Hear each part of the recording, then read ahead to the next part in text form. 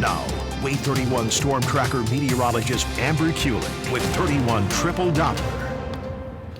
Amber, it's so funny because when all of us were coming into work early this morning, we were all bundled up, had our mittens, had the scarf, had the hood on. But now as we're leaving, we can kind of remove some of those layers. Yes, I'm so thankful too. I walked outside this morning and I opened the door and I looked at my windshield and I was like, oh no, I gotta wait for it to defrost. And I didn't even knew it was coming. You got exercise though. That counts as exercise. I did, yeah. So I bet a lot of people across the Tennessee Valley got that exercise this morning. But good news is we're warming up the rest of the week. I like it. Let's go ahead and dive into that forecast. First off, though, we got the latest update of the drought monitor today, and I told you, you're not going to like what you see. We are in extreme drought across much of the Tennessee Valley. Now, we get these updates every Thursday, and next Thursday, well, I wouldn't be surprised to see this even worse. So again, let's make sure we are not burning anything outdoors across the Tennessee Valley because the drought just continues to get worse.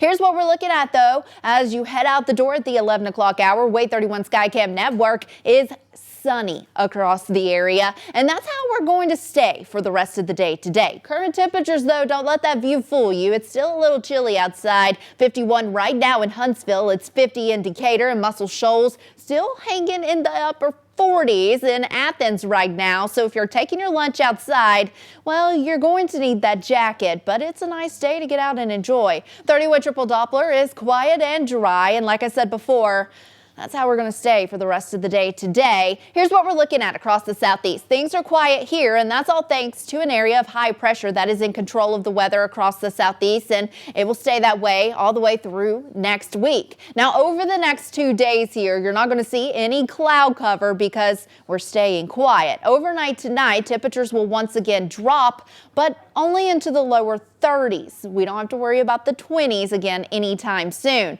Heading into tomorrow afternoon will be a little warmer than where we were today. We're looking at those middle to upper 60s for your highs on Friday, and a great evening ahead Friday evening for some football games. And here's what we're looking at for our game of the week. That's Madison Academy versus Westminster Christian. Temperatures will be in the 50s at kickoff and falling into the 40s as we head deeper into the evening hours. So chances are you'll need your jacket if you're headed out to the games, but you're not going to need it as we head towards the weekend. A warm-up is ahead as we move towards the weekend and the start of next week. By the time we hit the middle part of next week, we will probably see the 80s once again. But I am keeping an eye on our next storm system. Now, this won't come in until the end of next week.